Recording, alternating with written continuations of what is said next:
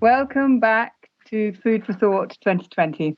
I'm Fiona Godley, Editor-in-Chief of the BMJ, and it's my great pleasure, on behalf of the BMJ and the Swiss Re Institute, to open the final session of this virtual conference on the science and politics of nutrition. The idea behind the conference and the series of articles began with discussions about the trouble with the evidence on food and nutrition. So this panel has, in some ways, the most difficult job in clarifying for us what needs to be done to improve the evidence base. And who better to moderate the discussion than our co-advisor on the BMJ series, Darius Motsafarian, Jean Mayer Professor at the Gerald J. and Dorothy R. Friedman School of Nutrition Science and Policy at Tufts University, and Professor of Medicine at Tufts University School of Medicine. Over to you, Dari. Well, thank you so much, and thank you to the BMJ and to Fiona and to Swiss Re for their vision in understanding how important nutrition is, how foundational it is to health and health of both people and our planet. So we have quite a task, a daunting task for the next hour to give an overview and a discussion about two related but quite large topics. One is conflicts of interest. How do we deal with conflicts of interest in nutrition research? And secondly, the larger question of how do we improve and take nutrition research and nutrition science to the next level. I have an incredible dream team of panelists with me for this discussion. I'm going to introduce them briefly, and then we're going to dive right into the first half of our topic, which is conflicts of interest. First, we have Catherine Cullerton. She's a research fellow at the School of Public Health at the University of Queensland and a visiting researcher at the University of Cambridge. Her research focuses on the barriers and enablers to translating evidence into public health policy. She's a qualified dietitian, and she's worked in a range of interventional settings. Next, we have Anita Faruhi, Professor of Population Health and Nutrition, Program Leader of the Nutritional Epidemiology Program of the MRC unit at the University of Cambridge. She is the Principal Investigator of the EPIC Interact study, an honorary consultant public health physician with Public Health England, and she has been in leadership and advisory roles for many organizations like the International Diabetes Federation, Diabetes UK Research Committee of the National Institute of Health and Care Excellence, and others. Third, we have Christopher Gardner. He's the Renborg Farquhar Professor at the Stanford Prevention Research Center at Stanford University. He has done really landmark research considering links between food systems, public health, and a range of social issues. He directs the clinical and translational core at the Stanford Diabetes Research Center, and he has also been in many leadership positions for organizations like the American Heart Association and the American Diabetes Association.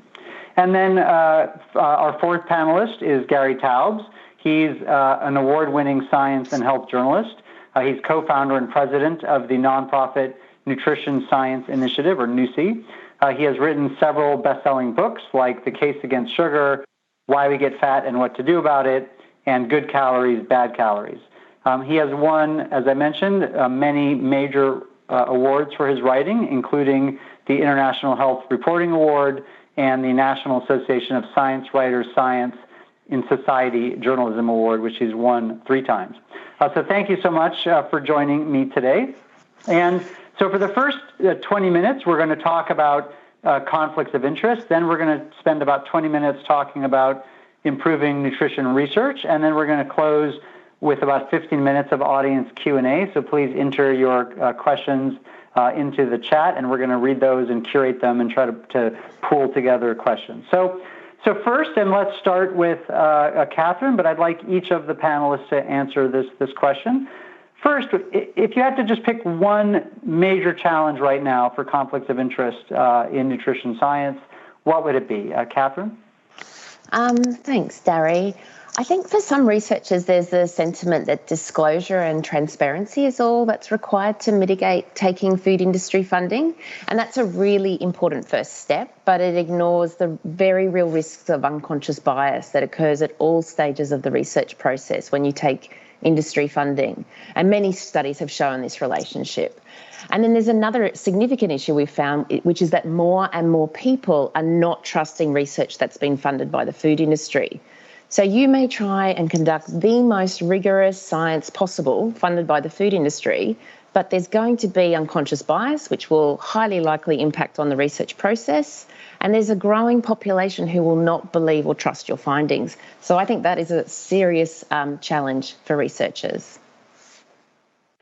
Thank you. So I think that issue of industry funding and moving beyond disclosure and how we deal with this is something to discuss. And also, as you said, unconscious bias, which could go beyond other things, beyond even industry funding as a source of those things. Anita, what would you say is, there are many, but what would you say is one of the biggest challenges for conflicts right now? So I'd like to add to that by saying perception matters a lot. And you may have the best intentions in the world in terms of assessing why you might collaborate with industry partners, but I think perception can affect that. And particularly, I think we have to bear in mind that nutrition research is fundamentally different to other types of research because everyone eats, everyone daily touches and feels food.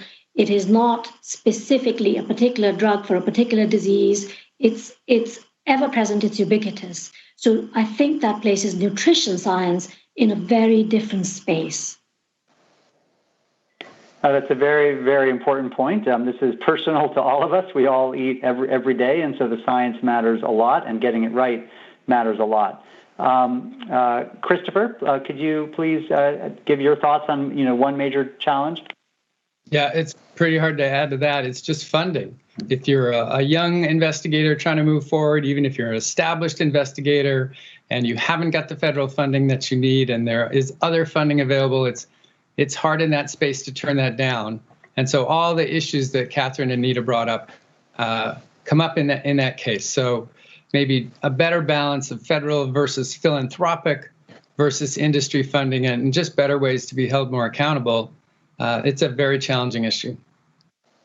And before we turn to Gary, maybe could you expand on that a little bit, Christopher? In one of our earlier conversations, you mentioned, your own sources of funding and positive and negative results, and you're a well-respected researcher. Could you just talk really briefly, summarize a little bit your own personal experience?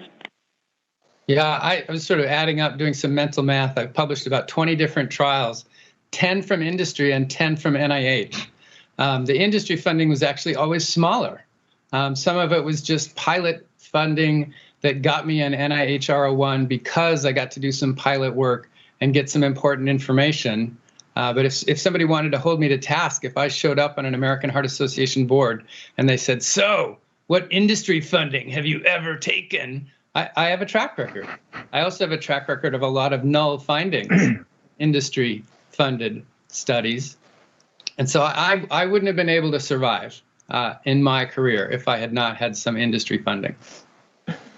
So there's this real tension and balance between availability of funding to do good research and this both real, unconscious, and perceived conflicts. Gary, what would you say is a major challenge?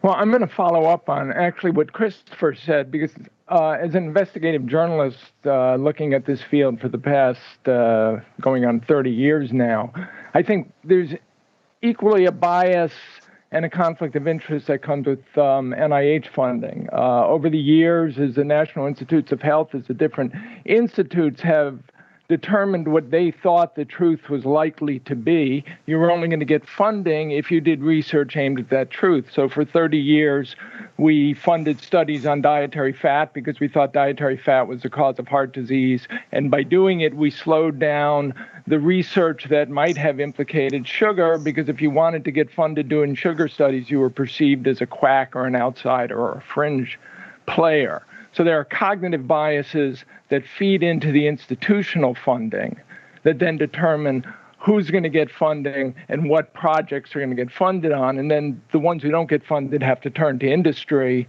and then they're accused of being biased because of their industry funding. So it gets complicated from both sides.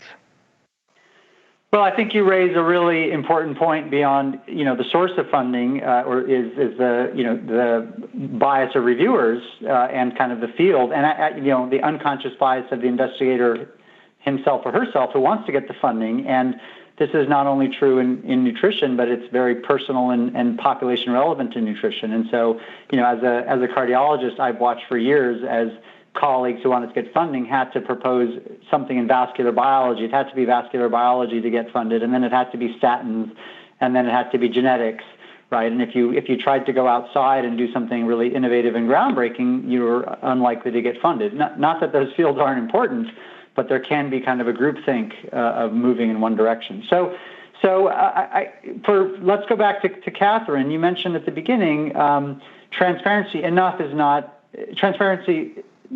is not enough, you said. And of course, transparency is an essential foundation. Everything should be transparent. I think all of us have agreed in earlier conversations that completely eliminating industry funding would be a challenge unless there were much more philanthropic and federal funding. And even if there were, as Gary said, there could be biases. So if transparency is not enough, if it's necessary but not sufficient, what could we add today that would help with the current system? I would strongly advise people to avoid industry funding. I do think that there is too many risks associated. However, if you must use commercial funding for your research, I think, number one, be aware of your unconscious biases and how it affects your research and your research outputs.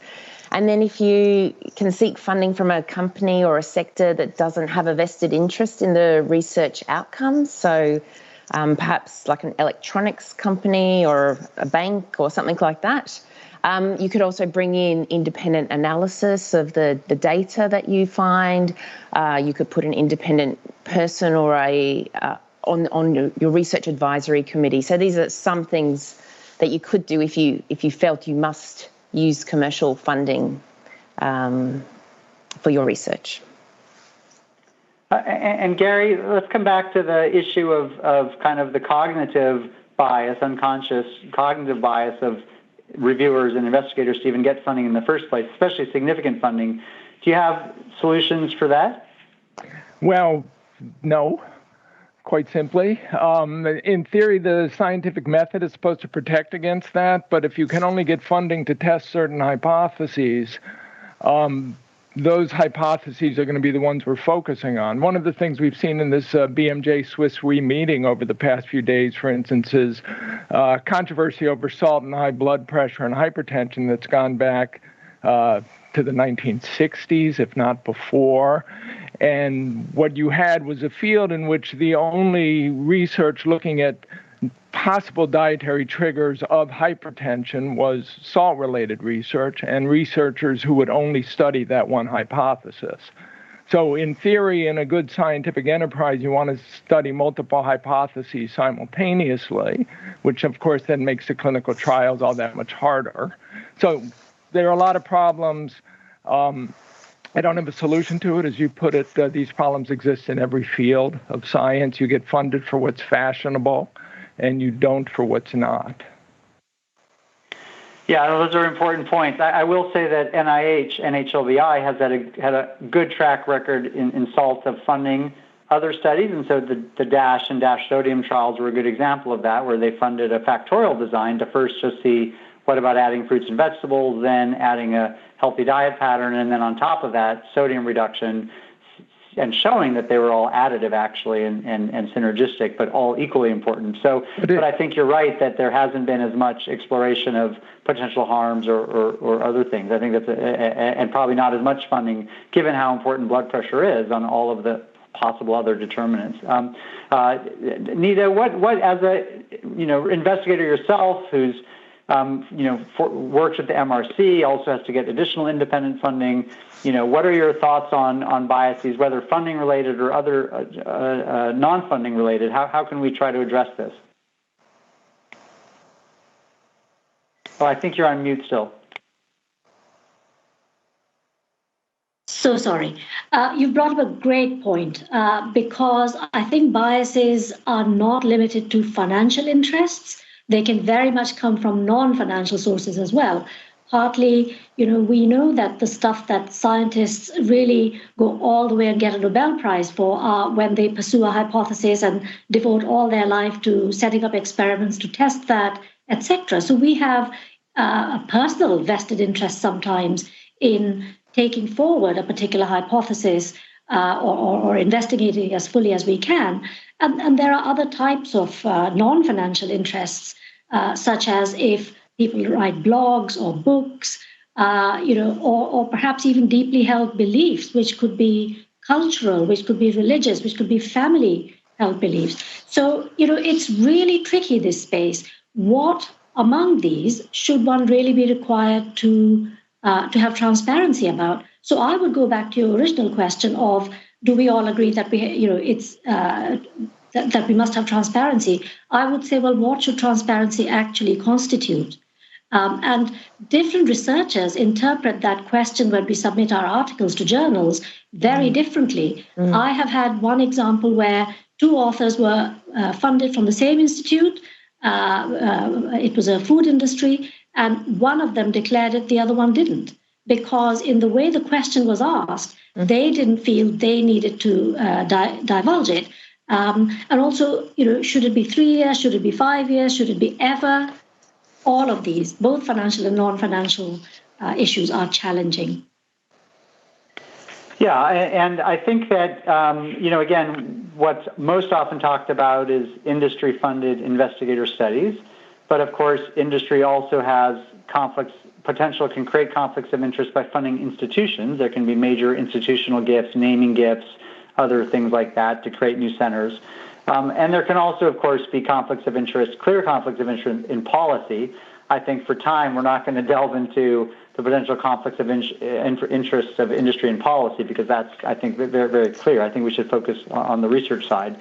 Chris, what have you tried to do? Do you have a set of principles, and did you write them down, or just keep them in your mind when setting up industry-funded studies? What are some core principles you've had beyond just reporting and transparency and trying to minimize conflicts when you set up those studies?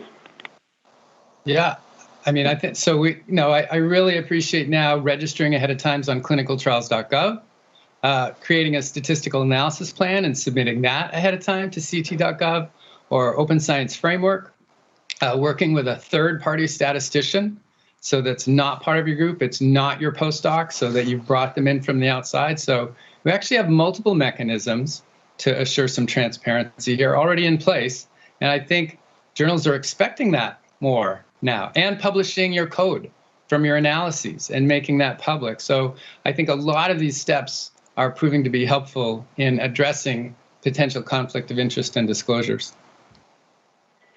Yeah, I think those are all good points. In 2017, we published a commentary in JAMA summarizing some recommendations for industry funding, and so I'm just going to read a couple of them and then maybe go back and have folks comment on these. Are these enough? So first, to develop and follow clear, transparent principles. To actually assess suitability of the industry partner for the specific project. That was mentioned kind of by Catherine. I mean, do you want to have a sugar sweetened beverage company funding research on benefits of sugar sweetened beverages, for example? Probably that would be challenging. To assess the public good and mission alignment of the project and see if there's potential for exploitation of the results, whatever they are, even if the study's done well. To have a pre-specified plan, which you've mentioned, I think, Chris, is really important, and to have academic independence in setting up that plan. I think all of us would agree that one principle is there must be full academic independence to publish. So I think that is, to me, not negotiable. Of course, to be transparent and acknowledged. To consider the balance of benefits versus harms to yourself and to your institution for the perceived conflicts of interest, right? If you do a good study and the public doesn't trust it, your science could actually have the reverse effect. And finally, I think one thing which we've sort of briefly mentioned, but if you're going to accept industry funding, I think it's also beholden on us to advocate for increased non-industry funding. We have to advocate, all of us be advocates for federal agencies to really understand how much of a priority this is. So those are some principles, again, and it's a commentary from 2017 in JAMA. Catherine, do you think that is possible and could be sort of implemented to at least minimize as much as possible and allow some significant research to be done by industry?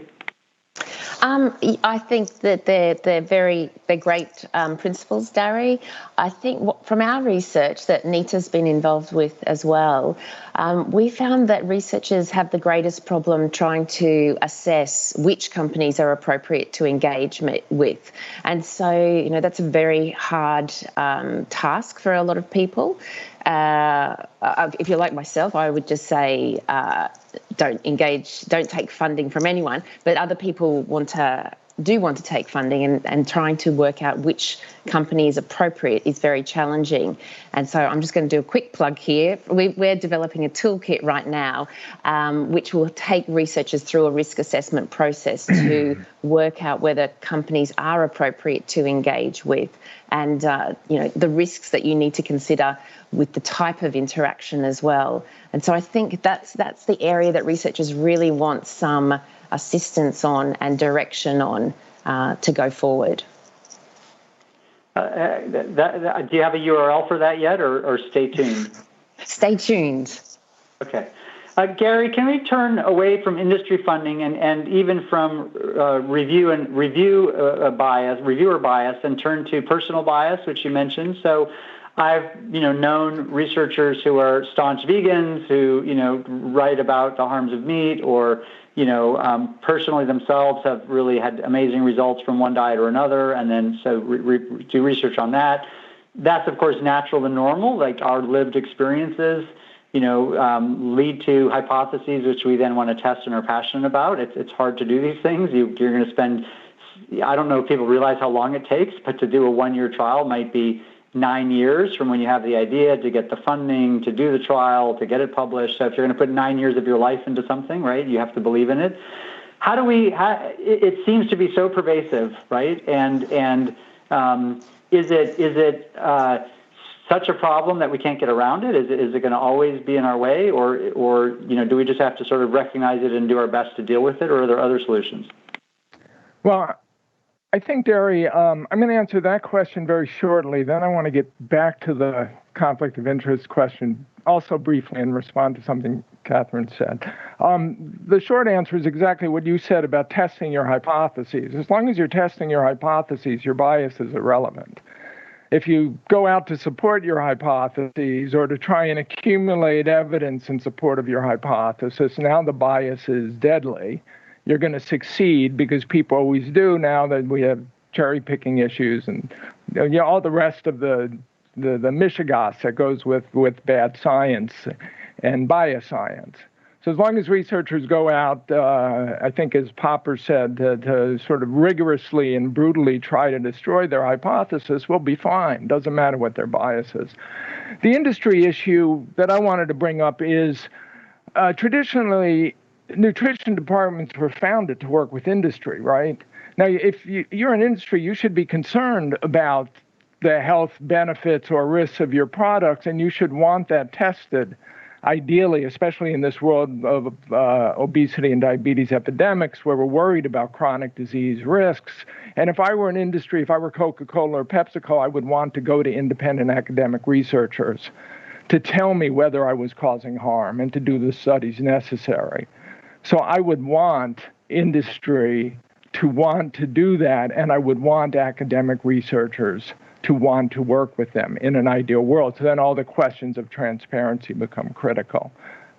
One idea we floated in our primary conversation, if I were the a lot of the conversation over the past 2 days, of course, have been about sugar and sugary beverages, and the beverage industry insists they're harmless. So why don't we fund a few long-term trials looking at sugary beverages? We can let the beverage industry pony up the $100 million necessary to do those trials. And if it turns out that they are indeed benign, the government can give them their money back. I would love to see that kind of system instituted. It sounds radical and crazy, but we might get these trials done. Well, I don't think they would need to give their money back, because if they showed that, they would reap more than that in profits and growing sales. So I think that's a perfectly good idea, except for the giving the money back part wouldn't work with government, I think. Well, I think one of the things we haven't talked about for industry funding is, one solution which is outside the research field is to make it financially rewarding for companies, whether it's we talk a lot about food manufacturers. There's also restaurants, retail, agriculture. I mean, the food system is quite large. For all of those systems, to make it financially rewarding for the companies to do good. So right now, corporate and social responsibility has sort of been almost like a charity, afterthought.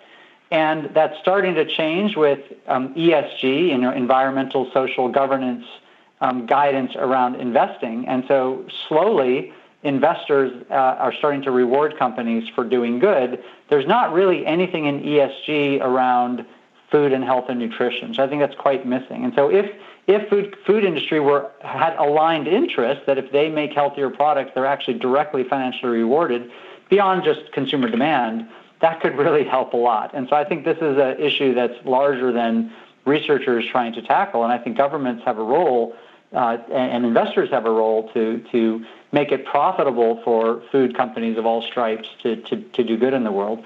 So we've tried to answer some of the questions that have come up in the meeting chat, sort of in conversation. We're going to save 15 minutes at the end, and we'll come back to some of these conflicts of interest questions. I want to give Nita one last chance, since she hasn't commented, to see if she wants to sum up anything and then move on to our second topic. Thank you very much, Dari. So I'd like to propose, in conjunction with what Catherine was talking about in terms of a toolkit, I think just as journals have strobe checklists, I think we can have an equivalent of a checklist of transparency declarations and risk assessment and checking on various criteria, some of which you already mentioned from your article of 2017. I think there should be a checklist that researchers could fill out, and I think that would go a long way. The other thing I'd like to see happen is I think transparency dictates that we even say the amount. At the moment, we just say a tick, yes or no. But, if you're taking $200, if that is not too ridiculously low an amount for some research, it may not be too low. Depends on what the research is. Or if you're taking $2 million, I think there needs to be some distinction on the magnitude and so on as well. So I'd like to go for a checklist. I think that's really important. Well, it would be wonderful if such a checklist were uniform and done through some of these organizations of journals, so that journals all have I think that's an excellent idea. Chris, we want to move on, but we'll let you have a brief closing comment before we move on to the next section. Yeah, I propose like an H index for your impact on the field. How about an O index, an objectivity index? So the objectivity index is how often you took something, how much it was, how many null findings you published with those, and you could have a confidence interval that goes with this, so a young investor wouldn't get penalized. But a more senior investigator who has a higher impact, that objectivity index could be important. Well, I think in the days of big data and machine learning and AI, you could make that quite robust, actually, beyond just sort of looking at p-values and other things. It's for scientists who have, I think, a lot of data science expertise. It's a very interesting question. And so that actually is a perfect segue, Christopher, into our next section, which is what do we need to do to improve nutrition research? And here I think we'll start with Gary and then go to Christopher and then Nita and Catherine with an opening question for everybody. If we want to think about improving nutrition research, let's just start first with, for what would we improve it for? So what are one or two topics, research priorities that are most exciting to you for the next 5 years? Where do you really want to see the field go? So Gary, what are your thoughts? Well, I don't see this as a question of exciting. I see it a question of necessary. The whole context of this meeting is laid out by Jeff Bone and Swiss Re at the very beginning, are the epidemics of obesity and type 2 diabetes and heart disease that we've been looking at. They have to be prevented. They have to be treated. In the U.S., 1 in 11 individuals are diabetic. I think the number is over 40%, almost 50% in some populations suffer from obesity. We have to figure out how to treat and prevent those. They are diet-related illnesses. There are enormous controversies and disagreement, discordance about what the causes are. And if we don't fix that, the rest of the conversation is, the rest to me are just fringe elements. Well, and I think in addition to the, true pandemics of obesity and type 2 diabetes that we have, those slow pandemics, which are happening over really 30, 40 years, are directly interlinked and intertwined with this new fast pandemic of COVID-19. And so there's really overwhelming evidence that if you don't have one of those conditions or other less common conditions, you have markedly better outcomes and less risk of hospitalization and death. Now, we don't know yet until we test in trials whether if you improve somebody's obesity and diabetes, you put them back at lower risk. Presumably, you would partially do that. But as governments are spending trillions of dollars to deal with COVID-19, I think recognizing that this fast pandemic is happening on a slow pandemic, and if we had a healthier population, we wouldn't have this devastating social and economic consequences. And this is not the last pandemic, right? This is actually the fifth pandemic in the last 15 years. So we'll come back, Gary, if that's okay, and go on to Chris for his thoughts on kind of exciting research priorities. Yeah. So if I had to pick something, I would pick the diet microbiome immune function axis. So I feel like my last 25 years has been, how can I get funding? I'm a trialist. I can't wait to see who lives or dies. I have to get promoted. So I'll study lipids and glucose and blood pressure and weight. And now some of my favorite people are microbiologists. And there are thousands of bacteria in the colon. And then I work with Mark Davis, who has an incredible human immune monitoring core at Stanford, where they can spend tens of thousands of dollars on immune function. I've been sending my blood samples to Olink, which gave me 300 cytokines, and now I'm told they can give me 1,000 cytokines. So I'm a little overwhelmed with thousands of bacterial species and thousands of immune function markers. But this whole area of inflammation has been growing for years. And for a little while, we hung our hat on CRP, and that clearly wasn't enough. And so I think this is this intersection of a good foundational diet where everybody should eat generally healthy foods, but there is a level of personalization that we see in all our trials. Even if I give everybody mostly healthy stuff, they don't all respond the same way. And so I think diet as a lever to the microbiome, to the small molecules they make, which Michael Fischbach has been studying, to immune function is what I am most excited about. So this is big data, this is cross-disciplinary, multidisciplinary stuff, and very exciting for me for the future. I can't wait to get my immune function number, which I don't know yet because there's too many cytokines to look at, but I'm hoping that's on the horizon, and you get it when you go see your clinician, along with your lipids and your blood pressure and your glucose.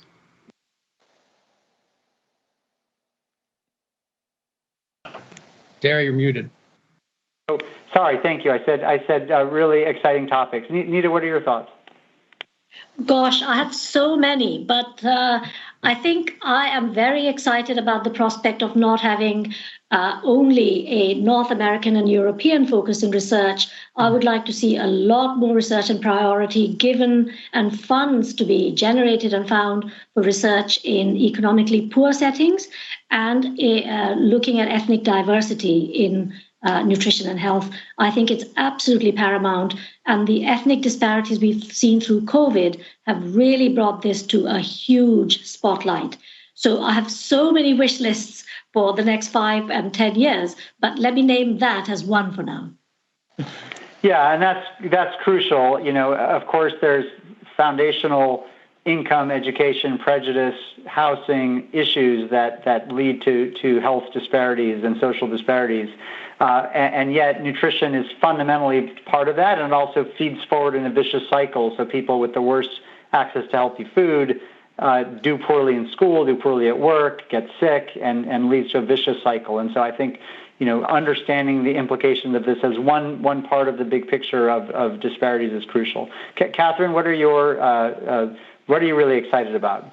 Well, I'm really excited about our increased understanding of the role of the food environment and its supporting structures in shaping people's food choices, and delving more into the role of the food industry and how they maintain the status quo through lobbying politicians, giving them political donations, influencing research to maintain the status quo. I think that's a really important and fascinating area. Great, and I'll just put my hat on as a panelist for a minute and answer my own question just to add. I love what everybody said. I would add the phenolics, phytonutrients, the thousands and thousands of compounds in cocoa and coffee and tea and blueberries and nuts and whole grains. I think we're just scratching the surface of this dark matter of food. Very exciting. And then I think that moving beyond education and knowledge for behavior change, and especially economic incentives, what I sort of term food as medicine, how healthcare dollars can actually be used to pay for food. There's way more dollars in most countries in healthcare than in research or than in nutrition programs. And so we have to start leveraging some of those investments in food, and I think there's real research to be done there. So now let's go back, and we'll just go in maybe the same order. So start with Gary. Given where you want the field to go, what do we have to do to get there in the next 5 to 10 years, not 50 years? Well, we're certainly not going to get there in 5 years. If, as you described, it's going to take 9 years to set up and get funded a 1-year trial. I think we have a lot of MEMS that have been repeated in this conference. The benefits of fruits and vegetables, the dangers of ultra-processed foods, sugar, salt, fat. Surprisingly, all of these are poorly supported by randomized controlled trial data. The ultra-processed food story is 10 years old and comes from ultimately from the journalist Michael Pollan and his Food-Like Substances. The anti-sugar movement, which I've helped promote, is only 15 years old and comes from a pediatric endocrinologist at UCSF as much as anyone. We clearly need, and then the benefits of fruits and vegetables, which seems intuitively obvious, and yet with 1 in 11 Americans suffering from type 2 diabetes, would you want to tell somebody with type 2 diabetes that they benefit from eating a banana, which simply may not be the case? That's an extreme example. But a lot of these fundamental beliefs still have to be tested. And we have to know if the epidemiology, the prospective epidemiology, the associations that come out of this are even vaguely likely to be causal. And I know, Derry, you epidemiologists believe that's so, but the critics of epidemiology don't. And so we need some method, some analyses that really delve into that on a profound level so we know what has to be tested and what can be believed. And I realize I've just given a sort of 10-year program just to get started. But without that kind of program, 10 years from now or 20 years from now, we're going to be having the same kind of debate we're having today, which you could find in the literature in the year 2000, you could find in the literature in 1980 and even 1960. Yeah, I think your comments are spot on. We know we need a lot more types of studies, in particular, including trials, which are expensive, and we need to figure out ways to bring that evidence together in novel network analyses that account for the different research paradigms. We do that qualitatively all the time, but maybe to do that more quantitatively. Chris, what are your critically? Thoughts? Yeah, and critically. Chris, what are your thoughts? Christopher, what are your thoughts on what we actually need to do to get to where we want to go?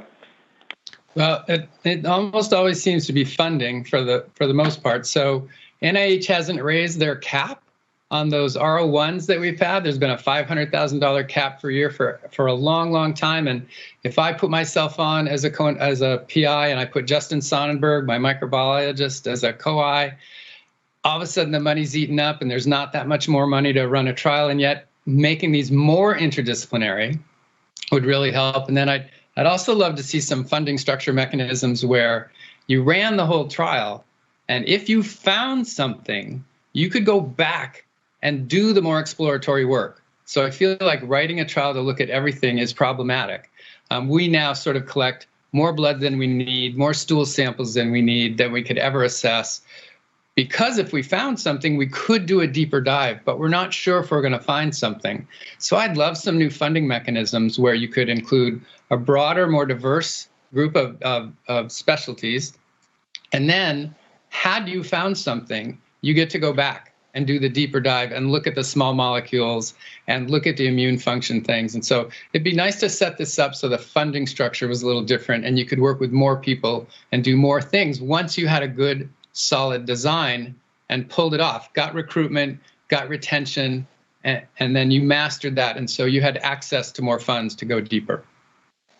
And I think that, without significant national funding from nations, this isn't going to happen. And again, for high-income Western countries, and even for most middle-income countries, the healthcare dollars, this has to be, I think, brought back to healthcare dollars. And as just one example, which I tell policymakers in Washington, D.C., and they're always surprised by the numbers, but that really opens people's eyes, is that the U.S. government spends on direct medical treatment for type 2 diabetes alone, or all diabetes, but it's almost all type 2 diabetes. They spend $160 billion a year, and it's going up about 8% a year.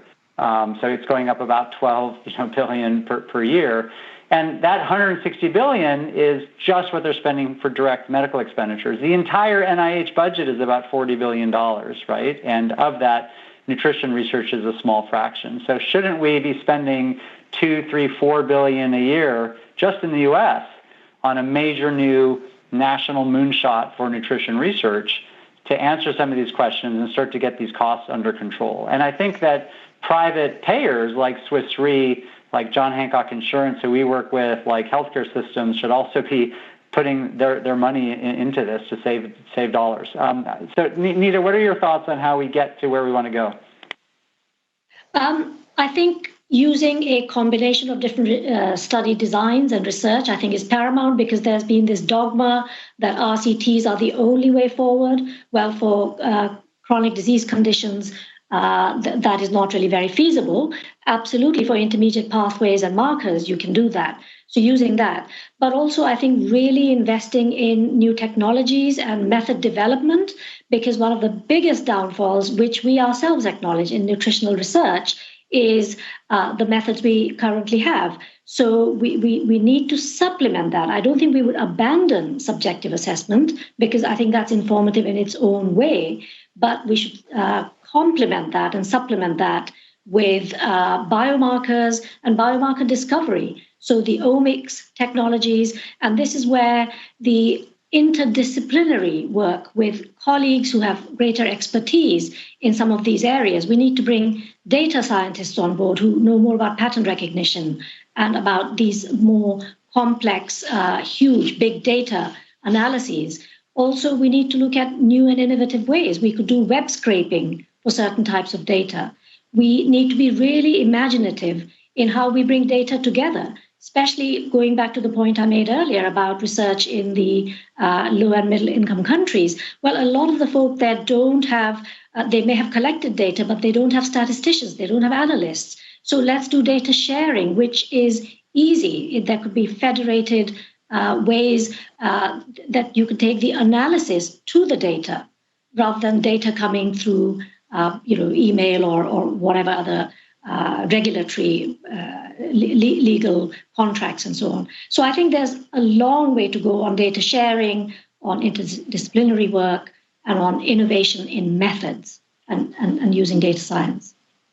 Well, this has now been come up twice, and for me, actually, this is a really interesting new concept, is to think about bringing together data scientists and other folks who think about complex imperfect data and putting it together in quantitative critical analyses, right? This is starting to be done within the same type of paradigm, like networked meta-analysis of trials, is one example, but not across paradigms where you could have biomarkers, dietary observational studies, trials of surrogate outcomes, trials of clinical outcomes, and so on. Very, very interesting and could be done. Catherine, what are your thoughts on what we need to do to get where we want to go? I don't think I could really add too much more to what everyone else said. I absolutely echo Nita's comments and Christopher's saying that we definitely need more government and philanthropic funding in this area. And I just think the importance of multidisciplinary teams are crucial in this space. So I'll leave it there as a quick comment.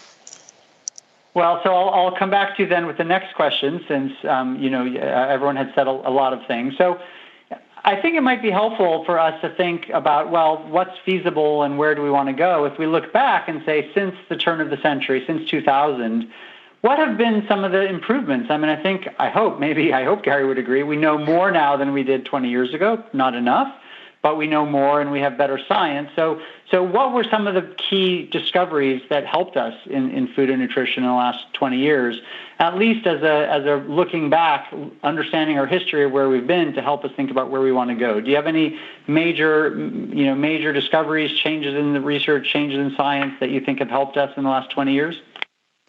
Well, again, I'm biased in terms of my area of interest. I'm a public health nutritionist, and so I'm really, I think that the greater understanding that we've had of the food environment in shaping people's food choices. I think that understanding that we, despite knowing all of this information and telling people what they should eat, it's not strong enough to overcome the power of the food environment that we live in.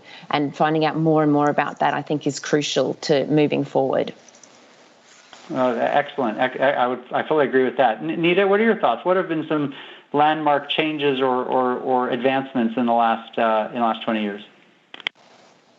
Well, I would say there have been many, but to list a few, I think our understanding has evolved from basic things like it's all lipids to understanding there are different types of lipids, that it's not just about one macronutrient, that replacement of nutrient matters, that foods ultimately are far more relevant in terms of dietary choices because they contain thousands of other things, our understanding of the food matrix. So I think our understanding has been evolving in that regard. I wouldn't say we're fully there yet because there's still certain things we don't know much about. And Gary, you brought up some of the topics earlier where we have certain messages, but we don't necessarily have very solid evidence for some of them, but I think the direction of travel is in that way.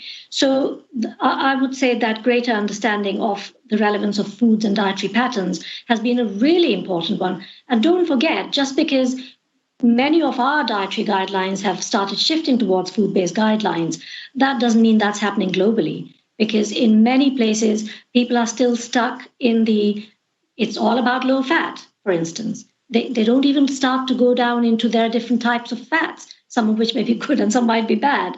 So I think that evolution of understanding is really, really important. Yeah. So Gary, I think you've been excellent at identifying, where we've gone wrong. What do you think we've done right over the last 20 years? What are some advances that you've liked or that you think we've incrementally added to what we know? Well, this is not going to come as a surprise to you, Derry, but I'm not going to tell you what you've done right. I think with obesity and diabetes prevalence climbing into the numbers we've seen, it would be somewhat naive to look back and look at our advances. I mean, we have to be questioning what we did wrong. We can continue to blame the food industry. We can continue to blame the public for not taking our advice, or in the case of what Catherine said, the food environment for overwhelming people's common sense. But on some level, when I'm drowning in a swamp surrounded by alligators, I'm not going to take credit for the advances I had in understanding alligator training. I think that's the situation nutritionists are in at the moment. So sobering perspective. And Christopher, what are your thoughts on what we've gained, where we've advanced in the last 20 years?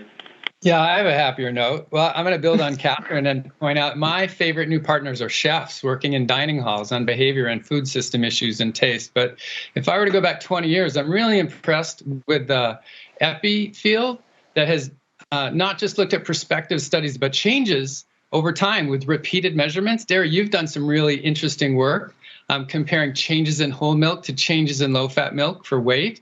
I've seen Frank Hu and Walter Willett do changes in healthy plant-based dietary index versus changes in an unhealthy plant-based dietary index. And it's not just this food versus that, it's this instead of what. What did this replace? And so I think that putting the importance on the shift, what are you comparing it to, is huge.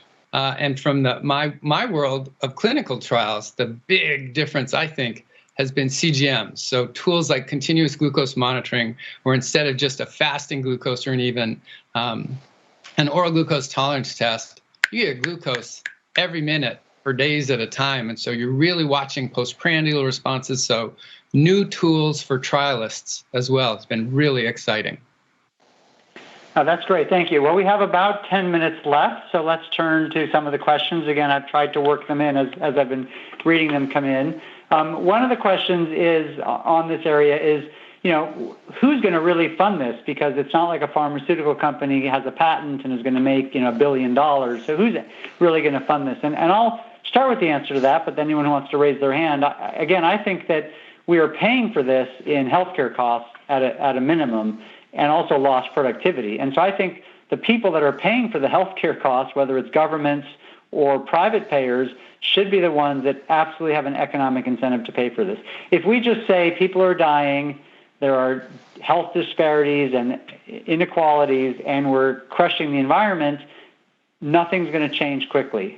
If we say that all of that's happening and we're crushing business growth and economic development, we're crushing government budgets, our economy is going down, we're losing profit, we will see action. And so I really firmly believe that we have to link this to the economic consequences. And then if we show the return on investment for the research, I think that will move forward. But happy to answer other, or maybe we'll move to another question for one of our panelists. So this was brought up. I think, Christopher, you brought this up, so maybe you can start with this.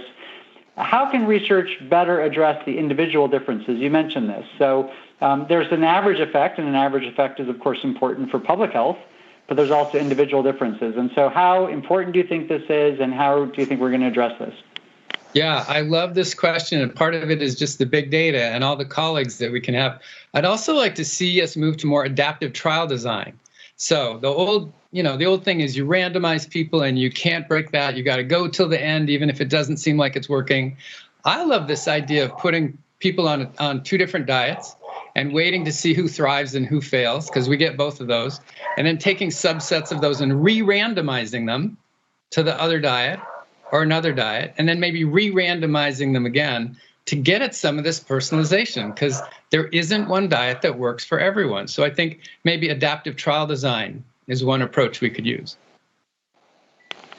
Yeah, thank you so much. Gary?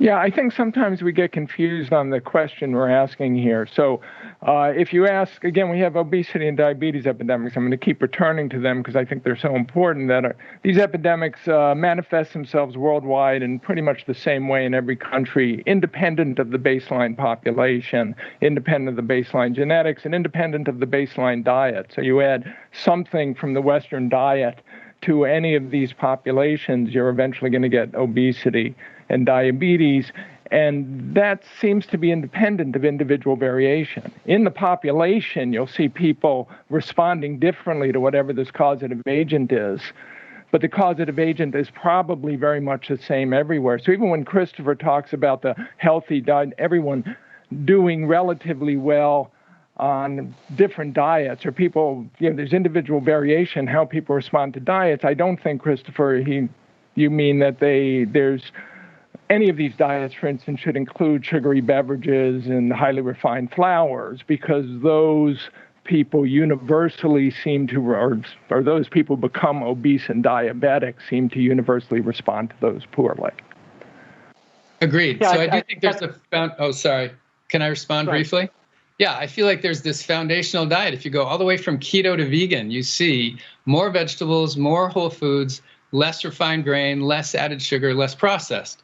But beyond that, you still have lots of options if it's more unsaturated or saturated fat, or more whole carbs, or more animal versus plant protein. So there's room for personalization on top of a good foundational diet that actually I think most of us agree on, the foundational part. And we should mention that, again, this isn't unique to nutrition. So any medical intervention, any public health intervention, any clinical intervention, there's variable response. There's variable response for lung cancer risk to tobacco. There's variable response to blood pressure treatments. There's variable response to any surgeries. So, when we do studies in any of those fields, you're getting the average response, and then you're determining that. That doesn't mean because some people can smoke and not get lung cancer that we just stop telling people from a public health perspective that smoking is harmful. So we have to, I think that's your point, Gary, there are clear population-wide influences, and within those huge population sweeps, we have to understand the variation. Nita? Just to supplement this with, I don't think we have to have only the two extremes, which is either population averages or individualized, very personalized to the individual. I think we can also have stratification. We already have a lot of knowledge on if you're a postmenopausal woman, if you are a particular, you have a particular health condition, if you are a particular body build. Even by gender, there are differences. So I think we have various criteria where we can stratify while we wait for that, research to emerge on the personalization aspects, where I don't think we're quite there yet. We're on the road to that discovery, but I don't think we have, readiness for clinical prime time on that. So I think we should do stratification more and more for those subsets, including personal choice and preference and economic factors and so on as well. Yeah, thank you, Nita. Let's turn to another question. So this question asks, how do we align nutrition research priorities with the biggest challenges facing health? And again, I'll come back to the U.S. example because we've looked at this and the National Institutes of Health has looked at this. The National Institutes of Health just a few months ago published their own internal analysis of the causes of death in the United States versus the research funding on those causes.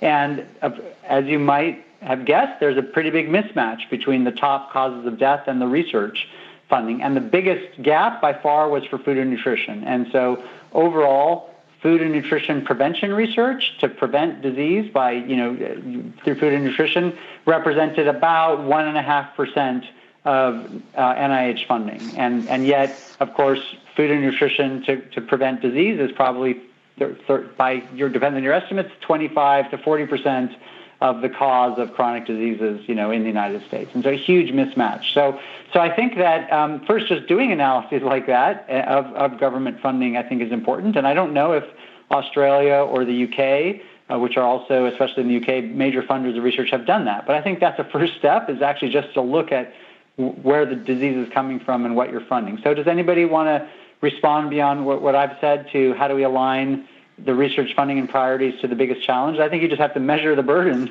and make sure your dollars are aligned. Catherine? And I would just add too, I think maybe as researchers we may need to get a little bit more active in lobbying our research organisations and possibly politicians in terms of getting them to realise what an important area this is and how it contributes to the burden of disease and how limited the funding is at this stage. So I would like to see more action from researchers in trying to push for change in this space. Yes, Gary. Yeah, I just wanted to point out that there's another issue involved here. While we were on, I went to PubMed and I put in nutrition, and I'm curious how many articles are published every year from this poorly funded field, and roughly 1,000 articles a week are published on the subject of nutrition, or in which nutrition is a key word. That's an enormous background of noise. Probably 999 of the 1,000 are not worth reading, or your life will not be diminished one bit if you don't read. We have to generate signals. We have to generate meaningful results that stem these epidemics, that get us to the place of where we really understand not just what a healthy diet is for someone who's already healthy, but how people have to eat to prevent diabetes, how they have to eat to maximize their recovery from it or their remission from it, as the session discussed yesterday. If everyone were healthy, then this noise generation would be an interesting exercise in sort of scientific hypothesis generating, but they're not. We have a huge metabolic burden that we have to deal with, and we need a signal. Yes, absolutely. And I think your comments and Catherine's are aligned, because you need substantial more funding to do big, meaningful studies that generate a signal rather than smaller studies. And I think that's a good segue, I'll put in a little bit of a plug for what Catherine said, is we've realized this at the Tufts Friedman School of Nutrition Science and Policy that usually academic organizations don't get funding to advocate and to present the science. We publish and hope somebody uses the data, but often what happens is what I describe from bench to bookshelf, right? You publish something and it just goes into a repository. So academic institutions do not have funding streams, expertise, staff, or structures to communicate to policymakers or the public. That's not part of what builds academic institutions. And so I think there needs to be philanthropy and other funding sources to come in to help. And I'll mention that the Rockefeller Foundation has supported Tufts, and supporting Tufts right now, to put together an expert group and a coalition around federal nutrition research in the United States. And on July 15th at the Bipartisan Policy Center at 11 a.m., we're going to be announcing our white paper that we've written on this topic, a very detailed overview of this topic with a remarkable group of experts and a very large coalition of over 50 major organizations, nonprofit organizations, clinical organizations, businesses, who are all supportive of really changing the way we invest in federal nutrition research. This was not an easy project. It required funding, and the vision of the Rockefeller Foundation to fund this was unusual, and we couldn't go to NIH and ask them for funding for something like this. So I think it's really, really crucial. So we're at time. I'll maybe take a prerogative of let's go 1 or 2 minutes over. I just want each of you to just, could be a fun answer or a serious answer. What's one surprising thing you think we're going to learn in the next 5 or 10 years that we don't know now? So let's start with Gary. Well, I'm going to go for my own bias. We're going to learn, as we've been learning for the past 20 years, that the healthiest diet for people predisposed to obesity and diabetes is a low-carbohydrate, relatively high-fat diet. Thank you, Gary. Christopher? So I think that we're going to find that when you go to the clinic, you are going to get an immune function value back from your clinician, and the best value is going to be 42 for those of you who follow the Hitchhiker's Guide to the Galaxy. That's going to be the best inflammation number. And about as meaningful. And food and nutrition are going to play a big part in getting you to your best number. Nita? I'd like to think that instead of having to recall what I ate or anybody else ate, we will have come up with a smart solution of a urine dipstick test or a finger prick or smart technologies for a painless little sample of blood that you can post, and it'll tell you what you've been eating. So consciously or subconsciously, you can't lie to yourself. Yeah, or visual monitors, absolutely. Yes, Catherine? I have a feeling that we're going to get more and more evidence that the macronutrient breakdown of people's diets isn't mattering so much, and it's instead the amount of ultra-processed foods that people are consuming that's the biggest indicator of poor nutritional status. And I'm going to add, I think our biggest discovery is going to continue on the microbiome, and that what we think we eat and what we think we digest is directly and related to actually the microbiome. And the harms of processing are when we starve our microbiome, and the benefits of better processing of foods is when we feed our microbiome in a healthy way. And virtually everything we think of as healthy or unhealthy for us is actually good or bad for our bacteria, is sort of one thing I think we're going to learn. So thank you so much for an amazing panel. We should close because we're a couple of minutes over, and I really enjoyed listening to everybody. I hope it was useful for everybody listening around the world. Thank you so much to Swiss Re and the BMJ for hosting us and for having this incredible attention on food, and I look forward to Food for Thought 2022. Thank you. Thank you so much, Dari. Thank you so much to the panel. Special thanks to Catherine, because I've just worked out it's 2:00 in Queensland, Australia. So that's really impressive you joined us. Really a great discussion. We're coming to the end of this virtual conference. So let me hand over now to Swiss Re's Global Chief Medical Officer, John Schoonby, for some closing comments.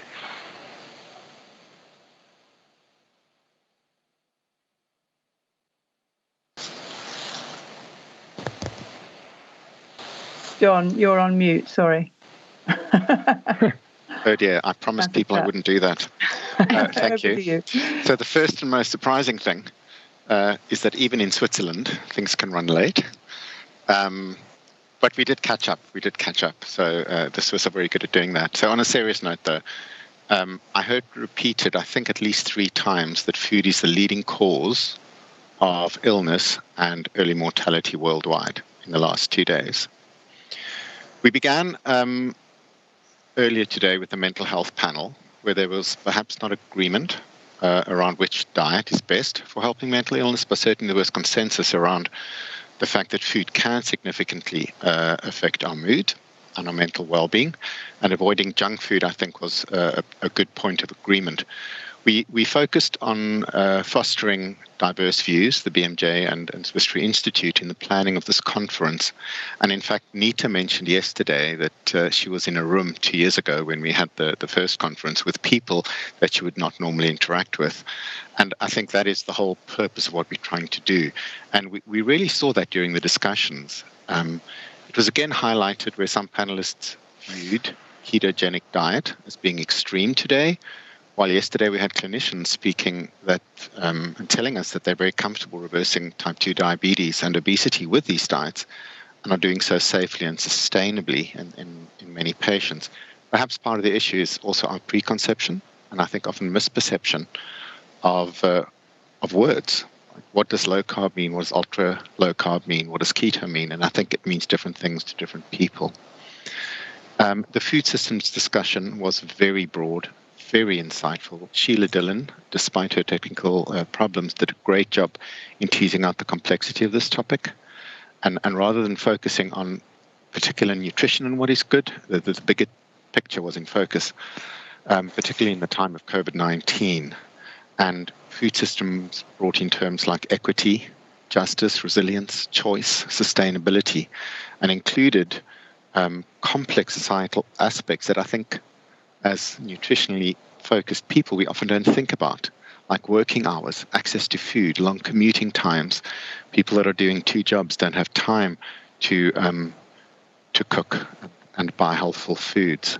For those of you who've been in airports, you know how hard it is to get healthy food in an airport. There was quite some discussion on ultra-processed foods being cheap, being addictive, and the role industry plays, as well as preference. That was interesting, talking about the fact that industry has not just captured our wallets, but our palates as well and our tastes. And then getting kids to experiment with food and learning about food very early. A fantastic quote, children don't have to eat sugar. I wrote that down. And that was, of course, linked to habit persistence, that as you get older, it's perhaps harder to change your diet. So how do we overcome this? There was a terrible example of sugar-sweetened beverage costing 20 cents in Africa, whereas buying a small watermelon costs 10 times that, right? How do we overcome that? We need brave governments. That was said a few times. In the US, but disease care versus health care, right? It's all about disease, not about prevention. And again, a great quote, treat food as medicine. We've heard it before, we've read it before. It was mentioned, treat food as medicine. And then a really interesting concept was we have to change our perception of what is normal. This idea of normalized lifestyle diseases and ultra-processed food.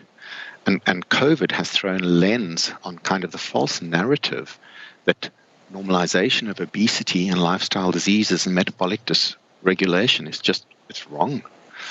We have to do something about that. And interestingly, The Economist mentioned that perhaps food should be priced to reflect the environmental and health costs.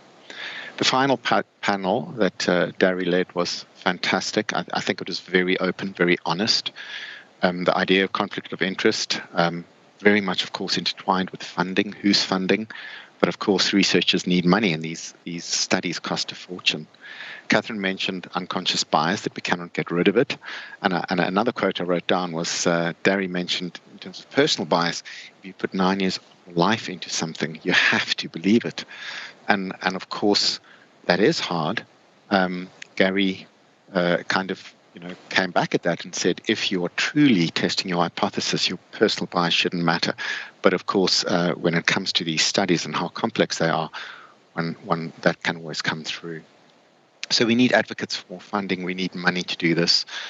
Dari mentioned ESG guidelines, right? They don't currently include health and nutritional aspects of what companies possibly do. For food companies, that could be a good idea. Nita mentioned a toolkit for investigators and researchers. And Christopher mentioned an interesting concept, the objectivity index, which is something we can look forward to with big data, perhaps. We also spoke about, what ideas for new research. Of course, the diabetic and obesity epidemic, that clearly is something that needs focus, the microbiome, the gut immune axis, and then including populations outside of North America and Europe, which kind of gets the bulk of the research.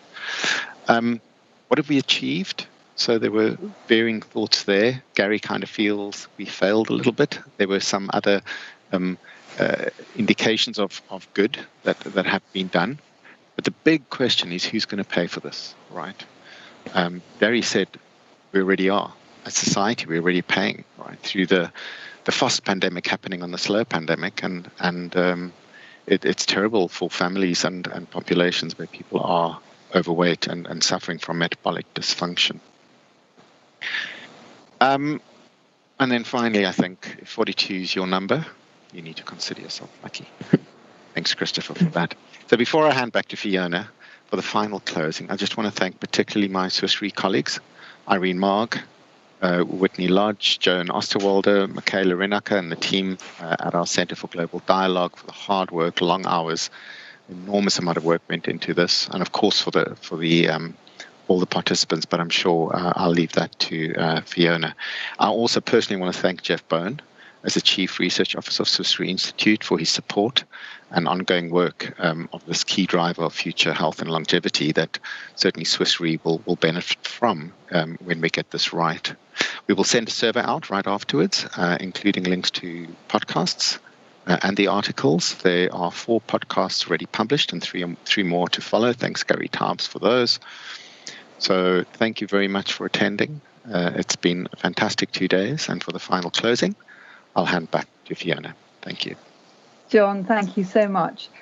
So yes, for me, it's been a fascinating and really inspiring 2 days. And I think the big thing for me has been how it's reaffirmed how much the food we eat contributes to the massive global burden of chronic disease, both physical and mental. And I suppose, but also on a more positive note, the opportunity this creates to change the way we eat, to change the food systems and social inequalities that we've heard about how much they entrap us all.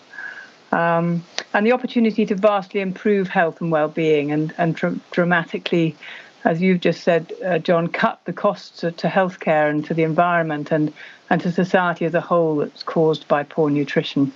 And it seems that COVID has put the world on notice and created a new sense of urgency, which I hope all of us in our different roles will find ways to respond to.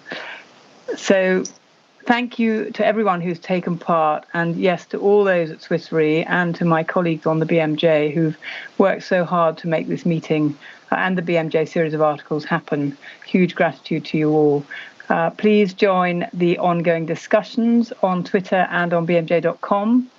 And I hope we will be back with Food for Thought 3, perhaps in 2022. We'll be starting work on that pretty much as this video closes. And in the meantime, stay safe, eat well. Goodbye.